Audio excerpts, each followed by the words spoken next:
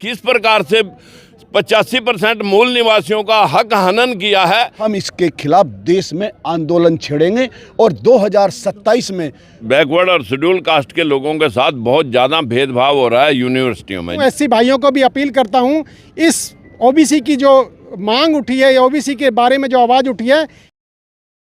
नमस्कार, स्वागत है आप सभी का हिंदुस्तान 24 पर और मैं आप सबके साथ विपिन चौधरी।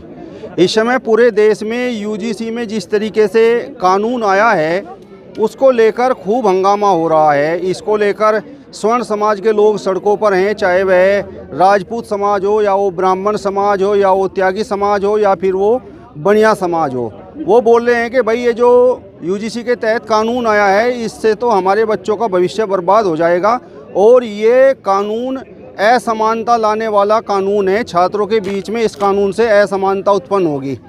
आप तस्वीरों में देख सकते हैं इस समय हमारे साथ बहुजन समाज के बड़े बुद्धिजीवी लोग हैं, सामाजिक चिंतक हैं और राजकुमार सैनी जी हैं, पूर्व मंत्री सांसद हैं, विजयपाल कसाना जी हैं और ओमपाल कश्यप जी हैं।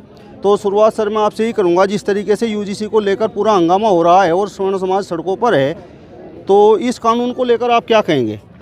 देखिए, ये जो कमेटी बनी है ये कानून नहीं बना, ये कमेटी बनी है।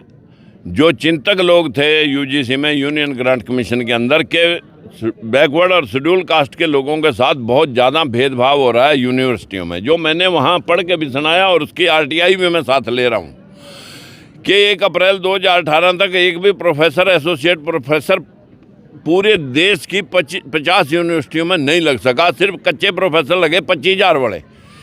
पढ़ाने का काम उनका, मज़े लेने का उनका।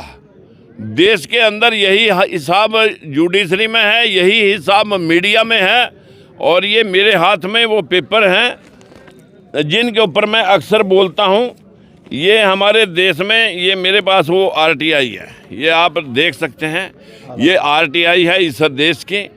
और इस देश के अंदर जो अब अपर कास्टें हैं, जैसे ही यूजीसी ने ये मतलब एक कमेटी गठित की, उन लोगों को इस कमेटी बनने से ही पीड़ा हो गई। अभी कानून बनना, उनकी रिपोर्ट देना, उनका हिस्सा बराबर करने के लिए कोई मतलब बाउंडेड एक्ट बनाना, ये तो अभी बहुत दूर है। लेकिन इन लोगों ने उस कमेटी के बनने पर ही इतराज दे दिया। वो लोग तो आपके सामने सड़कों पे उतर ही आए। जैसे आईआईएम और आईआईटी के अंदर शिक्षण संस्थानों में रिजर्वेशन 27% करने पर अर्जुन सिंह के समय में अपर कास्टों ने विरोध किया था, उसी प्रकार का विरोध ये अब कर रहे हैं, जबकि शिक्षण संस्थानों में रिजर्वेशन हुई ही नहीं थी और ये कमेटी काम ना कर सके। कमेटी सुप्रीम, ये कोर्ट के द्वारा आदेश दिए गए कि इन लोगों से ज़्यादा जो भेदभाव हो रहा है, एक कमेटी गठित करके रिपोर्ट लाओ। रिपोर्ट लाने के लिए बनी कमेटी, लेकिन ये कमेटी पूरा खुलासा ना कर दे कि अपर कास्टों ने किस प्रकार से 85% मूल निवासियों का हक हनन किया है। उससे पहले इस कमेटी को चाहे कोर्ट से चाहे सरकार से धराशायी करना उनका मूल कारण है। ये हमारी जो जनता है ये सोई पड़ी है, इनको कोई खबर नहीं है कि देश में क्या हो रहा है। जिस तरीके से आप कह रहे हैं कि भाई ये जो उत्पीड़न की बात आप कर रहे हैं, शोषण की बात आप कर रहे हैं, तो क्या जातिगत आधार पर उच्च शिक्षण संस्थानों में भी SC ST OBC के साथ होता है? बिल्कुल यही। अभी कहाँ रिजर्वेशन है? कोई रिजर्वेशन इनमें दी नहीं। हमारे बच्चे जो है ना, मेरिट में आने के बाद भी पछाड़ दिए जाते हैं और जो शिक्षण संस्थानों में जो हैं भी हैं हमारे लेक्चरर प्रोफेसर, वो कच्चे हैं। इसमें खुद मेरी बेटी भी है जो अभी तक पक्की नहीं हुई 20 साल में। स्वर्ण जाति के लोग तो बोलते हैं कि 90% अंक लाकर वो पिछड़ जाते हैं, उनके बच्चे पिछड़ जाते हैं। अरे भाई, उन्हें तो यही तो भ्रम पैदा करना है। उन लोगों ने भ्रम यही पैदा करना है कि 1 अप्रैल 2018 तक बैकवर्ड क्लासेस का एक भी प्रोफेसर, एसोसिएट प्रोफेसर नहीं लगा 50 की 50 यूनिवर्सिटियों में। ये आरटीआई आपके मोबाइल पे पड़ी है।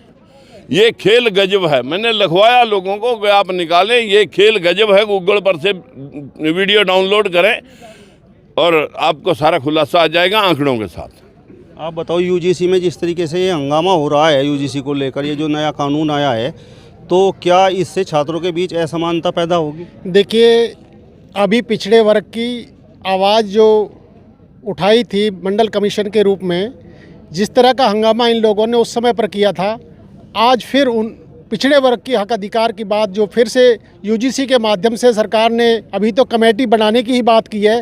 कितने जागरूक लोग हैं ये, हमारे लोगों को अभी तक जानकारी नहीं है कि ये क्या किस तरह की कमेटी और किस तरह का कानून बनने जा रहा है। वो भ्रम की स्थिति आज भी है उन लोगों के बीच, जैसे सांसद जी ने बताया है।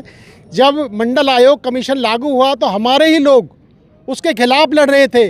आज कितने चालू लोग हैं, कितने चतुर लोग हैं, यूजीसी का केवल नाम आया है और ये स्वर्ण जाति के लोग पूरी तरह से डोमिनेट कर रहे हैं पूरे मीडिया के ऊपर, सोशल मीडिया के ऊपर, और ग्राउंड के ऊपर भी आके आज इन लोगों ने बहुत बड़ा प्रदर्शन शुरू कर दिया है। आप देख रहे हैं भेदभाव इस देश में कहाँ नहीं है। भेदभाव का शिकार जब समाज की रिपोर्ट आई है, ये मैं तो कहूँगा कि मोदी सरकार ने जो निर्णय लेने की, जो कमेटी बनाने की बात की है, पता नहीं शायद ये ओबीसी को फिर से एक लॉलीपॉप देने के लिए बात की थी, मगर ये जो इनका अपना समाज है, स्वर्ण समाज है, यही इनकी धुलाई कर देगा अच्छी तरीके से, और हमारे लोग इसके बाद भी नहीं जाग पाएंगे। आज सांसद साहब जो पिछले 40 वर्षों से इस ग्राउंड की लड़ाई को लड़ रहे हैं, 25 साल से हम लोग भी इसी क्षेत्र में लगातार इस पिछड़े वर्ग को जगाने का कार्य कर रहे हैं।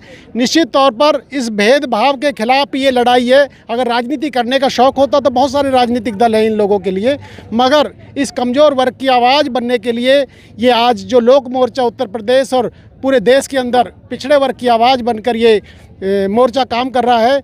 इसलिए हम पिछड़े वर्गों को एक संदेश देना चाहते हैं, आप इस यूजीसी का जो कानून की बात कर रहे हैं, जो इस कमेटी की बात कर रहे हैं, तमाम नौजवानों को खड़े हो जाना चाहिए और इसके फेवर में अपनी आवाज़ उठानी चाहिए, क्योंकि ये मुट्ठी भर लोग कितने बड़े वोकल हैं। हमारे लोग दिक्कत ये है, वोकल नहीं है, डरते हैं, शर्माते हैं, ये कहते हैं कि उनके लोगों में ही इनका एक आदमी हमारे 50 लोगों को कन्विंस कर लेता है और हमारे 50 लोगों को चुप कर लेता है।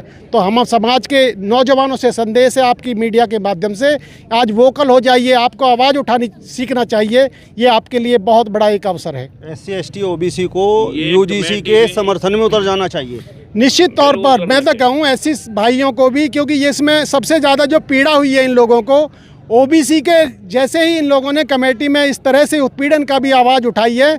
ऐसी लोगों के बारे में उनके पास तो पहले भी SC ST एक्ट था उसके माध्यम से, मगर ओबीसी के नाम लेते के साथ ही इनकी पीड़ा बहुत ज़्यादा बढ़ गई है।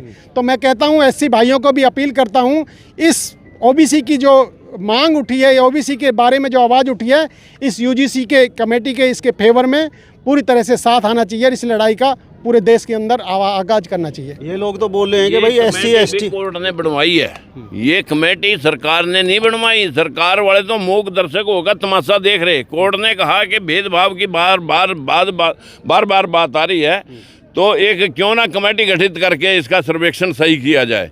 सिर्फ इतना ही काम हुआ, इतने में पीड़ा इतनी हो चुकी है अब से पहले। और हमारा मानना ये है कि समाज को हम तो कम जगाएंगे, यही जगा सकते हैं, हम तो इन्हीं का धन्यवाद करना पड़ेगा। SC ST का दुरुपयोग होने की ये लोग बात करते हैं और अब बोल रहे हैं कि भाई जिस तरीके से ये कानून आ रहा है तो इसका भी दुरुपयोग SC ST की तरह ही होगा।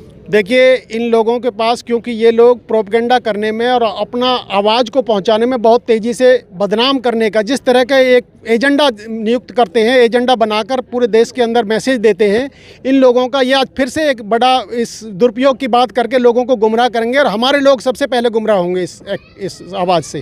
सवर्ण समाज के लोग बोल रहे हैं कि भाई इस कानून से तो उनके बच्चों का भविष्य बर्बाद हो जाएगा। आज मौजूदा सरकार ने अडानी और अंबानी जैसे तमाम उद्योगपतियों के सामने अपनी हैसियत को गिरवी रख दिया है और हम लोगों को भी वो उनके माध्यम से गिरवी रखवाना चाहते हैं। ये आंदोलन अब माननीय राजकुमार सैनी जी के माध्यम से, जो हमारा न्याय मोर्चा है उसके माध्यम से, हम गांव-गांव जाकर, शहर जाकर, विधानसभा में जाकर इसको जगाएंगे। और जो ये मुद्दे बनाते हैं, जो ये योजना बनाते हैं, बच्चों के भविष्य के लिए नहीं, देश के नौजवानों का भविष्य खराब करने के लिए और अपनी पार्टी का गुलाम बना करके वो लोग हमारी हैसियत को भी गिरवी रखना चाहते हैं। अब नौजवान जाग चुका है, ये कोई भी योजना बनाएंगे, हम इसके खिलाफ देश में आंदोलन छेड़ेंगे। और 2027 में मैं कहना चाहता हूँ, उत्तर प्रदेश आधा भारत है।